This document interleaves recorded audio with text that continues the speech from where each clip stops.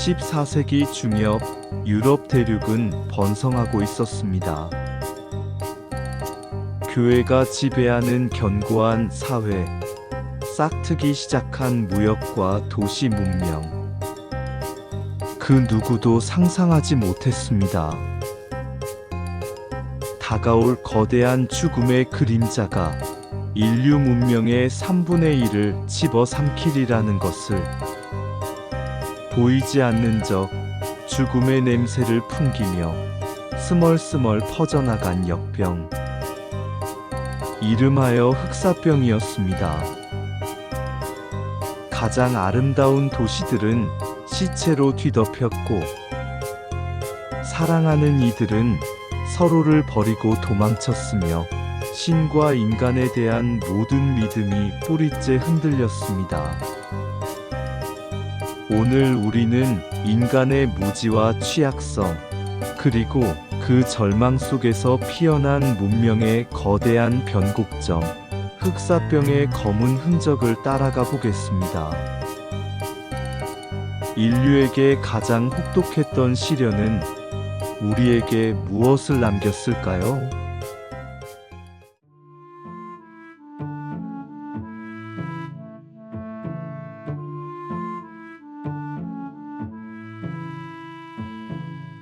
(14세기) 중반, 유럽은 중세 전성기를 맞이하고 있었습니다.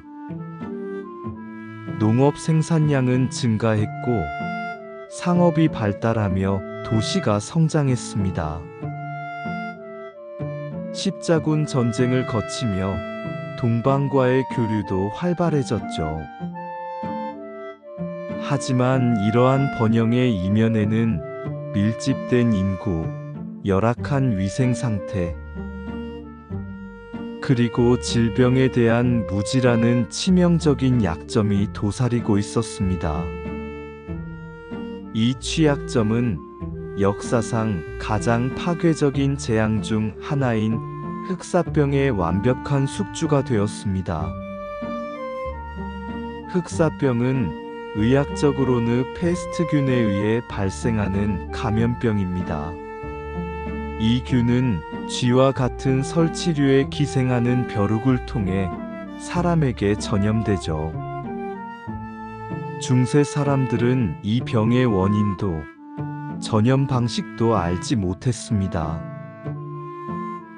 하늘의 징벌이거나 마녀의 저주, 혹은 나쁜 공기 때문이라고 믿을 뿐이었습니다.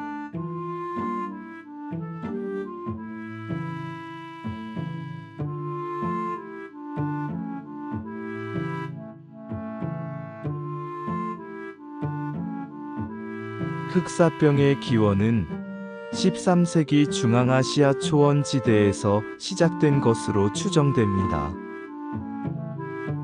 몽골 제국의 서방 원정으로 교역로가 활성화되면서 쥐와 그에 기생하는 벼룩이 동쪽에서 서쪽으로 이동하기 시작했습니다. 흑사병은 1340년대 초 중국을 강타했고, 수천만 명이 사망하는 비극을 겪었습니다. 이후 육로와 해로를 통해 흑사병은 빠르게 서쪽으로 퍼져나갔습니다. 1347년 크림 반도의 몽골군이 흑사병으로 죽은 병사들의 시체를 투석기에 실어 카파성 안으로 던져 넣었다는 기록은 흑사병이 얼마나 잔혹한 무기가 될 수 있는지를 보여줍니다. 카파 성에 있던 이탈리아 상인들은 흑사병에 감염된 채 배를 타고 지중해를 건너 본국으로 돌아갔고, 1348년 이탈리아 시칠리아 섬을 시작으로 흑사병은 유럽 대륙에 상륙했습니다.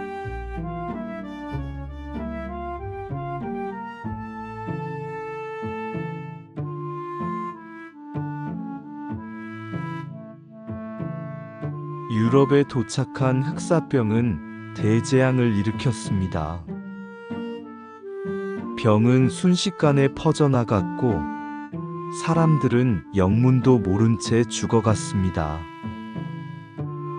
가장 흔한 증상은 서해부, 겨드랑이, 목 등에 생기는 검은색의 거대한 림프선,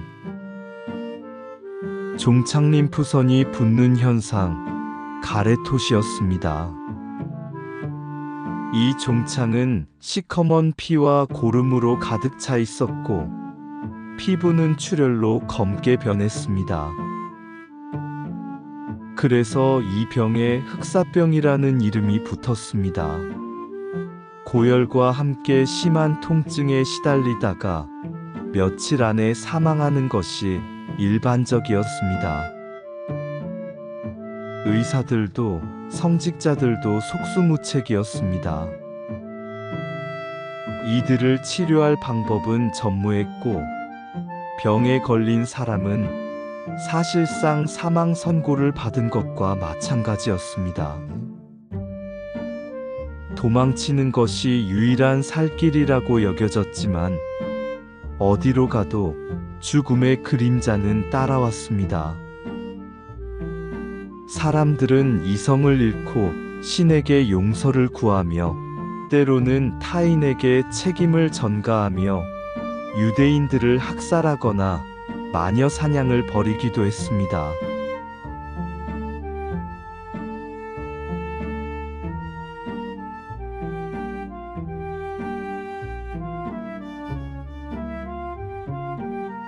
흑사병은 1347년부터 1351년까지 약 4년 동안 유럽 인구의 3분의 1에서 절반에 해당하는 2천만 명에서 최대 5천만 명을 앗아갔습니다. 이 엄청난 사망자 수는 중세 사회의 모든 근간을 뒤흔들었습니다. 농촌은 버려지고 도시의 거리에는 시체가 쌓였습니다. 시체를 처리할 사람이 없어 무덤은 차고 넘쳤고 매장될 자리를 찾지 못한 시체들이 길가에 방치되었습니다. 사랑하는 가족조차 버리고 도망치는 일이 비일비재했습니다. 신의 존재를 의심하는 목소리가 터져나왔고 기존의 사회 질서와 권위는 뿌리째 흔들렸습니다. 봉건 영주들은 노동력 부족에 시달리며 농노들의 대우를 개선할 수밖에 없었고 이는 서유럽 봉건제의 해체와 농노 해방을 가속화하는 계기가 되었습니다.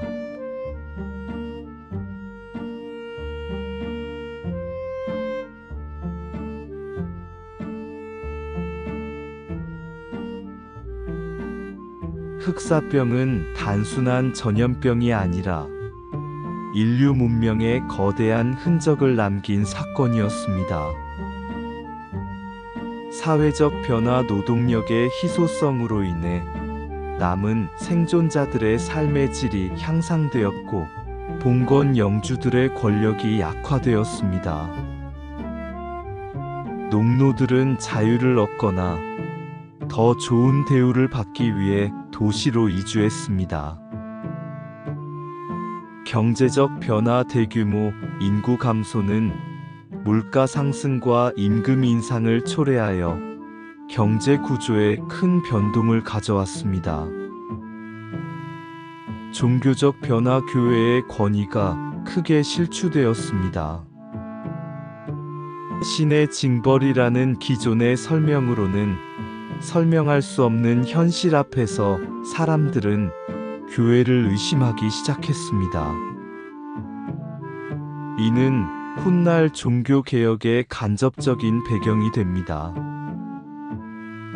문화적 변화, 죽음에 대한 극심한 공포는 죽음의 춤과 같은 예술 형태로 표현되었고 인간 삶의 유한성에 대한 성찰을 촉발했습니다. 과학적 변화, 중세의학의 한계를 절감하게 하면서 해부학이나 질병 연구에 대한 새로운 관심을 불러일으켰습니다. 위생의 중요성이 점차 인식되기 시작했습니다.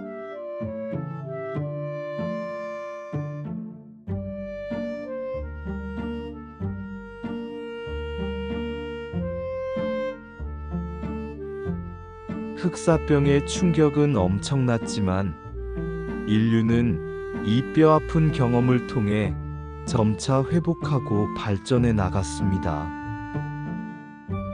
물론 흑사병은 이후에도 수백 년간 주기적으로 창궐했지만 점차 위생관념의 발전과 의료 지식의 축적으로 인해 그 파괴력은 약화되었습니다. 흑사병은 우리에게 인간이 얼마나 취약한 존재인지, 그리고 보이지 않는 바이러스 하나가 문명 전체를 얼마나 쉽게 흔들 수 있는지를 극명하게 보여주었습니다. 또한 과학적 지식의 중요성과 공중 보건 시스템의 필요성을 강력하게 일깨워준 비극적인 흔적이기도 합니다.